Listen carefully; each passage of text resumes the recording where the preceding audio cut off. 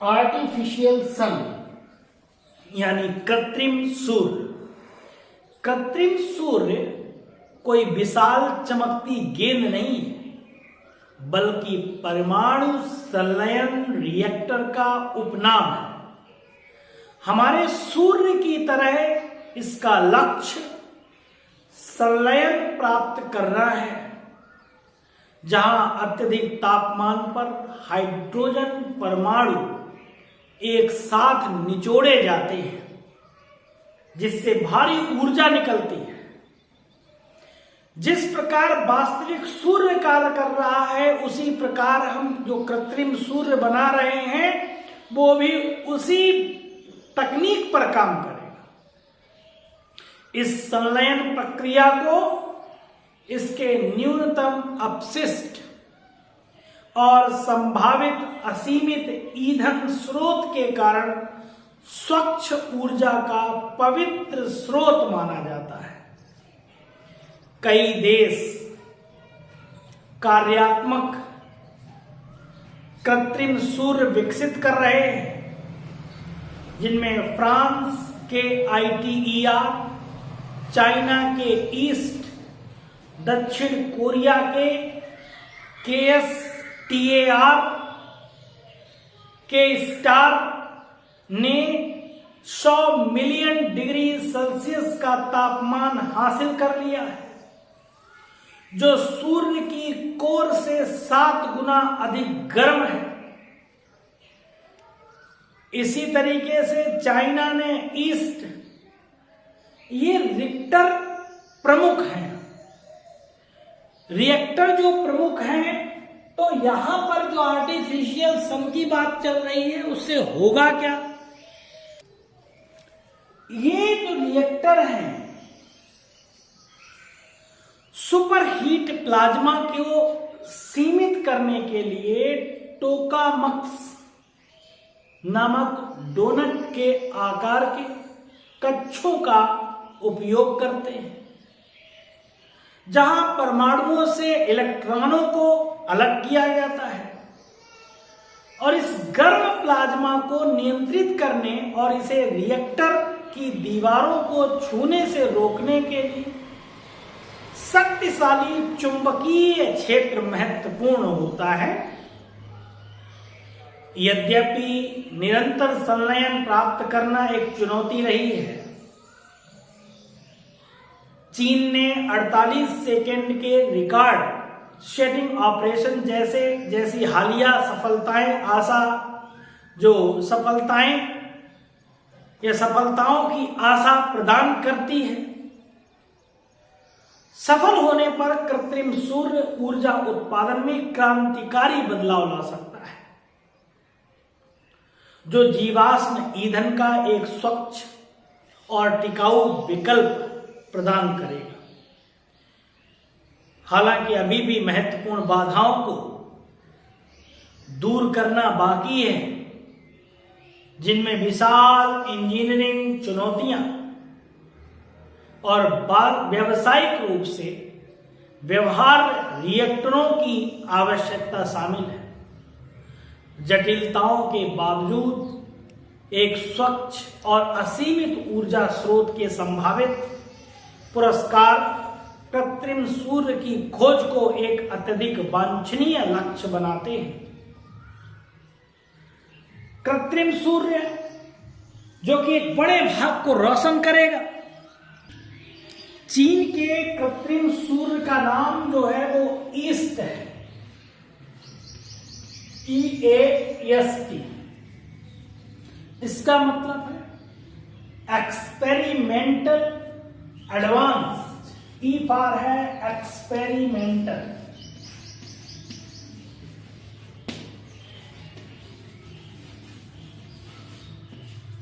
Advance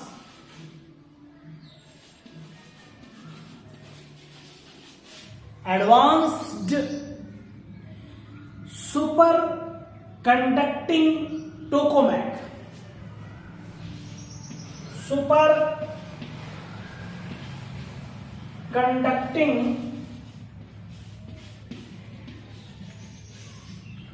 tokamak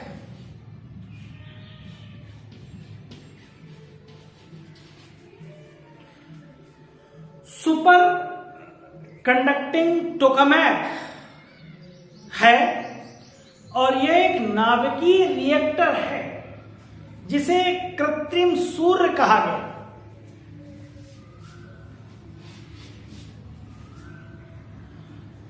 यह reactor उन्नत नाभिकीय संलयन की प्रक्रिया पर आधारित है।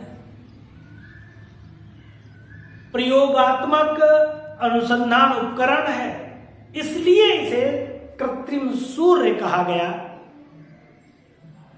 या कहा जाता है। इस कृत्रिम सूर्य की कोर का तापमान असली सूरज से 5 गुना ज्यादा है। कोर का टेम्परेचर, इससे पैदा होने वाली बिजली से चीन के एक बड़े हिस्से पर रोशनी होगी। नई तकनीक पर आधारित है। प्रश्न बनता ही बनता है, किस देश ने वास्तविक सूर्य से 5 गुना अधिक शक्तिशाली कृत्रिम सूर्य का सफल परीक्षण किया है? तो वो चाइना ने किया है।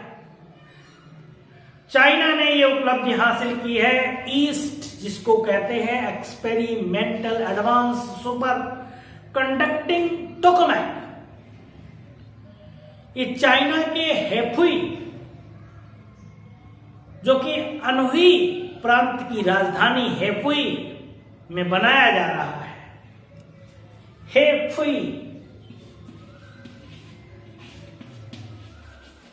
हेफुई जो है वो अनहुई प्रांत की राजधानी है। अनहुई, यहां ये बनाया जा रहा है। दुनिया को चौंका के रख दिया।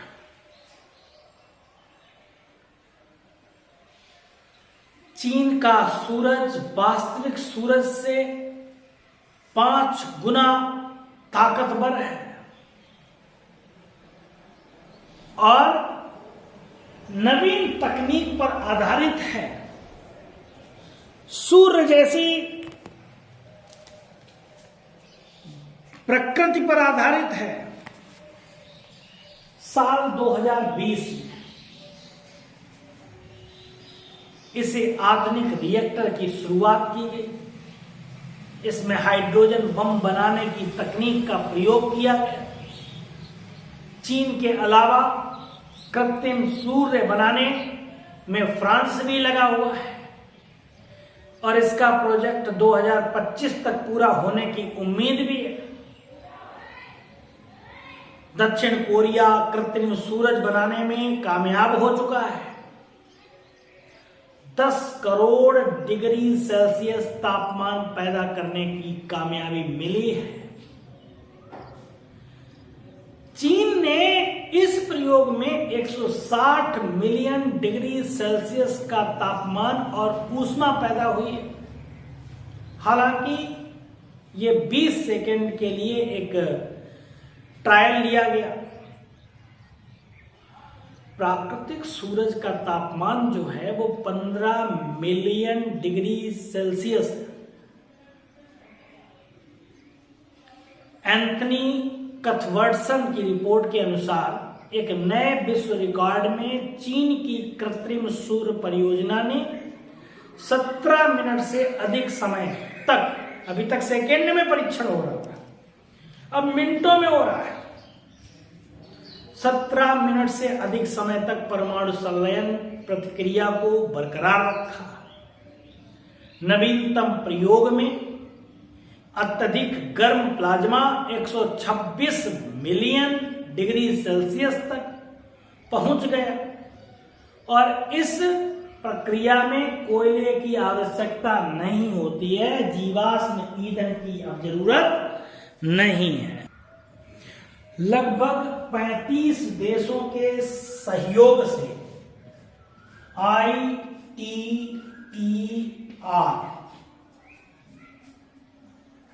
यानी कि 35 देशों के सहयोग से international thermonuclear experimental reactor,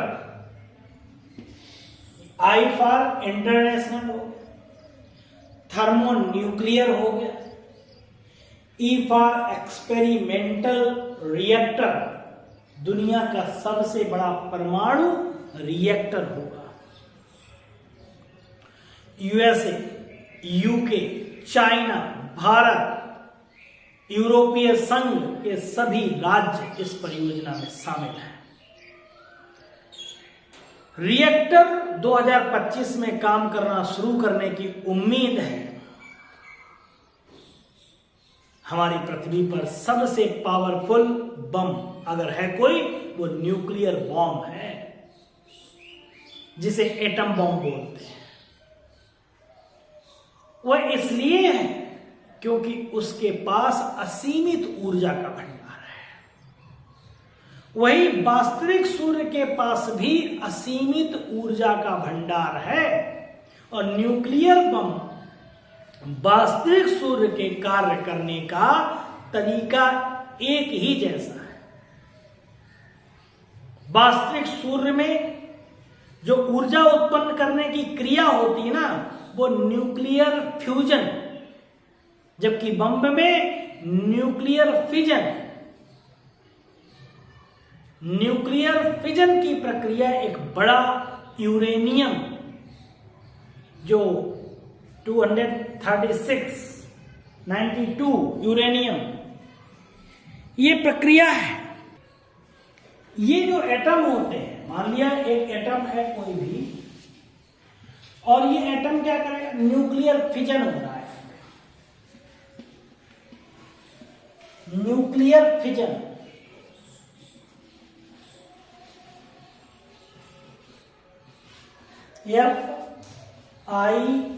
FISSION। अब मान लिया इसमें क्या होगा,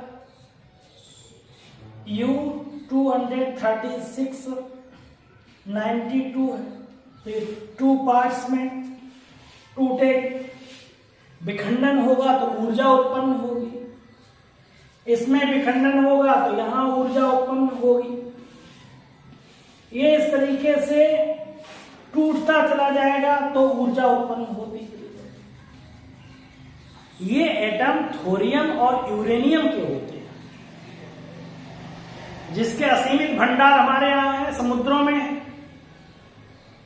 यूरेनियम और थ्योरेनियम होते हैं, और ये बड़ी श्रृंखला में टूटते चले जाते हैं। इससे इतनी ज्यादा ऊर्जा पैदा हो जाती है कि न्यूक्लियर बम जहां गिराया जाता है, वहां मकान, पेड़, कुछ नहीं बच पाता है। न्यूक्लियर फिजन चैन को न्यूक्लियर पावर प्लांट में ग्रेफाइट रॉड से कंट्रोल किया जाता है। न्यूक्लियर फिजन की प्रक्रिया केवल और केवल सूरज में ही होती है। केवल और केवल ये जो न्यूक्लियर फ्यूजन है, इसकी प्रक्रिया देखा जाए तो केवल सूर्य में ही होती है। सूर्य में होती है तो इसमें 2 परमाणु होते हैं। एक तो होता है ड्यूटेरियम,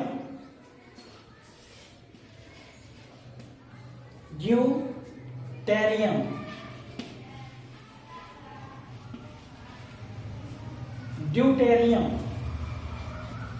और दूसरा होता है ट्राइटियम।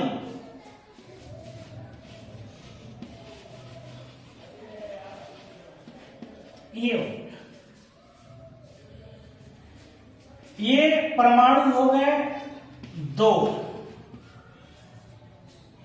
इसके बाद क्या होगा, ये दोनों ही परमाणु एक जगह इकट्ठे हो गए, मिल गए। संलयन का मतलब हो गया जुड़ गए। जब जुड़ जाएंगे तो एक बड़ा पिंड बना लेंगे। इसके बाद क्या होगा, ये संलयन का काम होगा।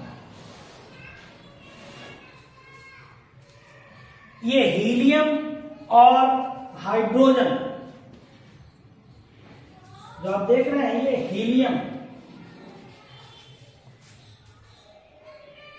हीलियम हो गया। और इधर क्या हो जाएगा, न्यूट्रॉन।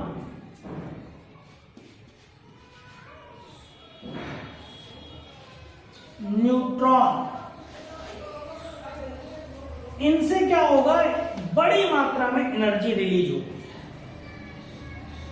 इससे जो स्ट्रॉन्ग मैग्नेटिक फील्ड से कंप्रेस्ड किया जाता है। अब इस तरीके का जो ये फ्यूजन होता है, फ्यूजन जब होगा तो यहां आप देख रहे हैं ड्यूटेरियम और ट्रिटियम ये जुड़कर एक बड़ा एटम बना देते हैं। तो बना दिया एक बड़ा एटम। जो हीलियम एटम होता है, ये जो एटम होता है वो क्या हो जाएगा, हीलियम एटम बन जाएगा। जब ये आपस में जुड़ते हैं तब एक हीलियम और एक न्यूट्रॉन से ऊर्जा निकलती है, और इस न्यूक्लियर फ्यूजन के लिए बहुत ज्यादा उच्च ताप की जरूरत पड़ती है, क्योंकि हाइड्रोजन के एटम वो एक साथ फ्यूज करना बहुत मुश्किल है। यह सब बहुत हाई टेम्परेचर पर होता है, और यह ताप अभी तक सूरज के पास ही था। इससे इतनी ऊर्जा निकलती है कि यह धरती के लिए असमाप्य ऊर्जा का स्रोत हो सकता है।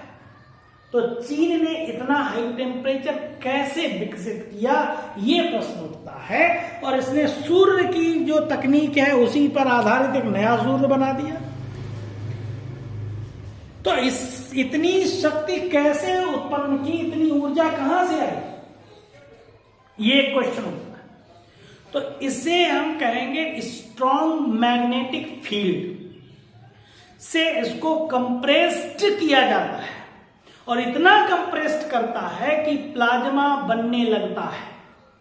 इतना कंप्रेस्ड होता है कि एटम्स 150 मिलियन डिग्री सेल्सियस तक तापमान हो जाता है।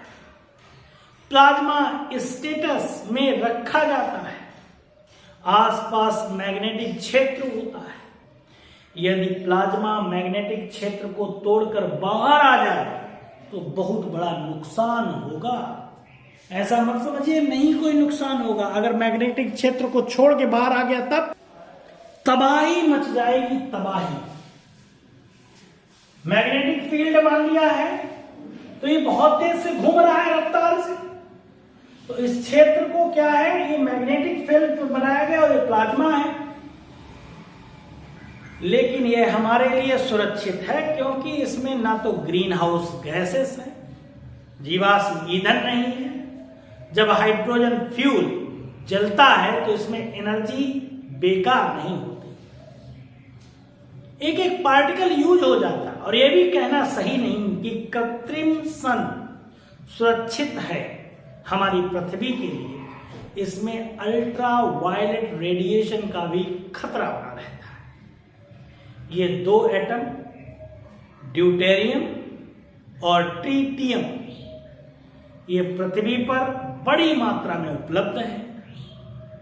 ये नई तकनीक इससे पहले नहीं था, तो हमारे पास ये संसाधन तो थे लेकिन इसका हम यूज नहीं कर पाते। लेकिन नई तकनीक आई तो हमारे पास ये पृथ्वी पर बड़ी मात्रा में उपलब्ध है महासागरों में। लेकिन हमारे